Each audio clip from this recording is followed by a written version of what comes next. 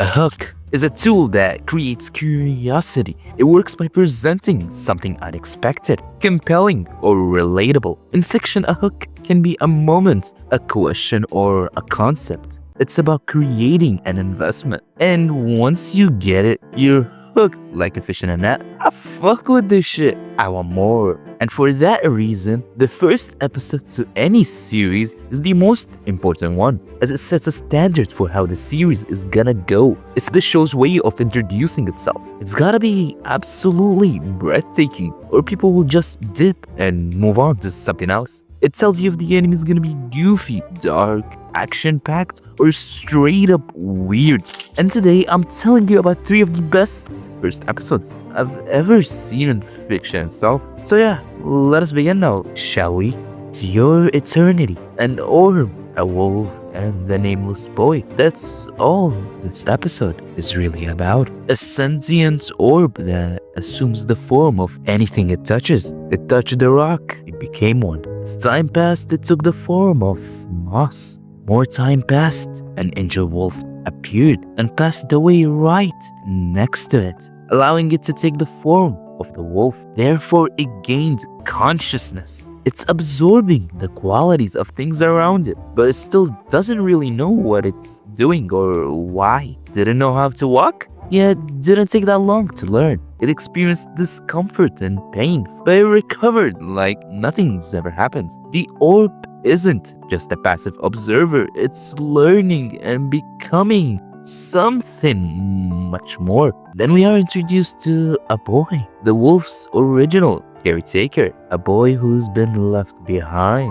His village, which was once thriving, has now been reduced to nothing. He's the last person standing, alone in a frozen wasteland, waiting for people who probably aren't coming back. His decision to leave isn't some grand, heroic choice. It's a desperate one. He's waiting for a sign, any kind of reassurance that things will get better. But there's really nothing. That hopelessness is key to understanding his character. Why does he leave? Why take a chance on surviving in the harsh wilderness instead of staying in a place where he was familiar? He spent 5 years holding on to hope, waiting for the villagers to return. But as the episode subtly reveals deep down, he knows they won't. The dream of adventure and rediscovery he clings to is a facade. His optimism isn't genuine belief. It's a coping mechanism, a desperate attempt to keep himself sane in the face of overwhelming isolation. And this is where things just keep on getting more heartbreaking. The boy's relationship with the wolf is so beautifully tragic. The wolf itself seems just like an animal at first, but it becomes a symbol of the boy's survival and the human's need for companionship in the harshest of circumstances. It's clear the boy sees the wolf not just as a pet, but his only remaining connection to life itself. As they travel together, there is this unspoken bond that builds. They need each other to survive, but there's also this looming sense of inevitability. The boy is already dying from his injuries. He's on borrowed time. Throughout the episode, the boy's dream is to one day be able to sit on a chair in his village, gazing out at the world around him, symbol of peace and fulfillment. That dream, though seemingly simple, represents everything he wanted, but could never have. He dreamed of something more, something beyond mere survival. His desire to return home, to sit in that chair, wasn't just about the chair itself. It was about coming to terms with his past and his place in the world. And even though his dream is never truly realized in his lifetime, the orb ensures that it happens. When the boy finally collapses, the orb, now in the form of a wolf, comes to his side. The orb's role here is crucial. It understands the boy's pain, his isolation, and perhaps even the depth of his sacrifice. What the orb does at the end, laying the boy down carefully, just as he wants it, in a peaceful final moment, shows that despite its alien nature, the orb has learned something deeply human. The orb doesn't just replicate, it feels. It honors the boy's last wish in a way that no one else could. That small yet powerful gesture of respect for the boy's desire to die peacefully ties back to the show's reoccurring themes of understanding, empathy, and the quiet moments of humanity that can be easily overlooked. The orb, after learning from the boy's life and struggle, provides the kind of closure that the boy couldn't give himself. The orb's journey is just beginning, but this first episode shows how much can be learned from others, even when it seems like there's nothing left to teach. The orb's living the boy's life, experiencing his pain and struggles, and it's the perfect setup for this series' deeper exploration of what it means to live, learn, and grow. What's especially brilliant is that this first episode sets up everything without rushing it. It lays out the emotional stakes and never over-explains it, letting you piece things together at your own pace. The story doesn't throw all its cards on the table, but it gives you just enough to make you need to know what happens next. It does something that most anime don't manage. It emotionally hooks you right off the bat. It doesn't rely on flashy action sequences or exaggerated drama.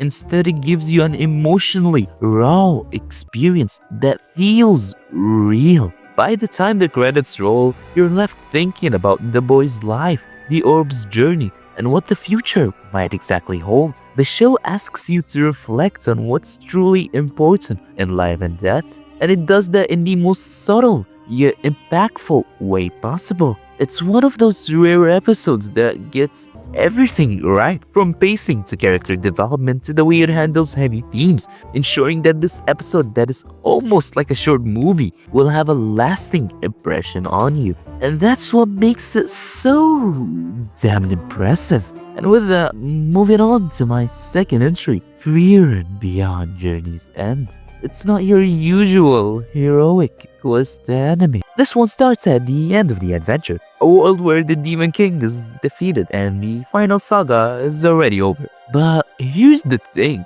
that's not what this story is really about. The first episode takes a quiet, almost melancholic approach to its world. The main character, Frieren, is an immortal elf who's lived for centuries. So unlike normal humans, time doesn't mean the same thing for her. Be it 10, 50, or even 100 years, it's all just a drop in the ocean. But for her companions, Himmel, Aizen, and Heiter, it was an entire lifetime. And just like that, after celebrating with the people for having defeated the greatest threat to the entire world's peace, they promised to reunite once again in 50 years in order to see that meteor shower once again. The pacing in the story is killer. It takes its time, letting you breathe in the weight of everything that's being left unsaid. The episode starts slow, almost like a dream where everything feels distant and detached. But that's exactly the point. Frieren is detached from everything, including the idea of time and relationships. For her, these fleeting moments with people, what most would treasure, are just brief encounters. She leaves, she comes back, they die, she keeps going. There is no urgency, no need to treasure such bonds, right? The turning point is Himmel's death. You realize it when she broke down at Himmel's funeral, and that's when everything started to change. It's such a quiet moment, yet it holds so much weight. It's a relationship that she took for granted. The hero who knew so much about her, yet she didn't know that much about him at all, resulting in a feeling, a desire, a regret. Why didn't she try to know him better? It's important to note how this episode puts in the idea of impermanence. A world that is full of magic and fantasy, yet everything still fades. The heroes' legacies will eventually crumble. Their names will be forgotten, and only the old ancient legends remain. In just a few generations, the world will move on. At the start of the episode, she's distant, almost cold, and by the end of it, you can tell that something inside her is shifting. It's a long road ahead, and this first episode is just setting the groundwork for the ride that's to come. That realization that she's been running from emotional connections that could have given her meaning. That's the real adventure, including getting tricked by mimic chests. An episode that talks about something that no one wants to talk about at all. It asks you to reflect on your own relationships, your own mortality. Cause whether we like it or not, time is always passing and it's much faster than we like to admit. It can go just like a blink of an eye without us noticing at all. It's deep, it's thoughtful, and it's incredibly human for a story about an immortal elf. And lastly, my last entry for this video, and this one is a bit more controversial, but I don't give an absolute fuck. Being deep and emotional is all great and works incredibly well for hooks, but what about being absolutely fully on brainrot? But not to the point where you're Eminence in Shadow or even Shikanoko. Just the right amount of brainrot and the right amount of blah. You guess, something like this. Someone call me Ghostbuster the way I'm busting a nut in this ghost. We first meet this average anime delinquent who's just a broke douche that can't even afford to take his girl on a date. While the first half of the episode may be a bit boring, the other half does not disappoint. Let's skip. Momo meets this one guy. Let's call him Okuran. And like I said in my previous video, Momo believes in ghosts while Okuran believes in aliens. A ton of arguments happen and long story short, Momo goes to an abandoned hospital rumored for alien sightings while Okuran hits up a haunted tunnel. What could possibly go wrong?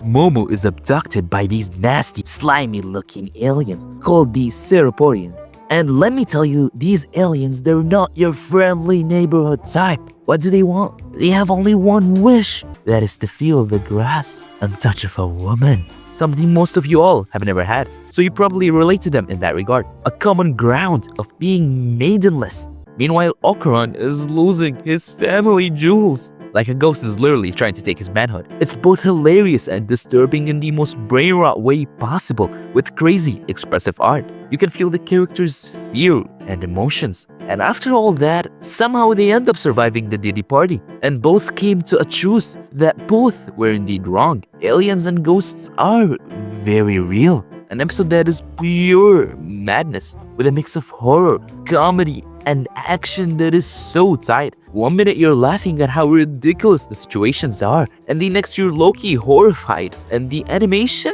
Insane! The way the visuals shift from goofy to downright chilling keeps you on edge in the best way possible. And those colors? Chef kisses.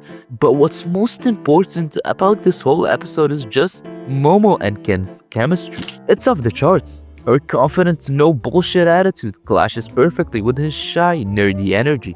You can already tell that these two are gonna have each other's backs through the weirdest, most absurd paranormal messes. It's not just about the ghosts or aliens, it's about how these two opposites attract and somehow balance each other out. So yeah, episode 1 of Dandadan, it's a chaotic fever dream in the best way possible. You'll laugh, you'll cringe, you'll be like, what the hell did I just watch? And that's exactly what makes it so freaking good. And those are just 3 series that I've mentioned. I know there is many more. You could leave the names of so-and-so series in the comments. Subscribe, like, and continue suffering until ReZero Season 3 comes back.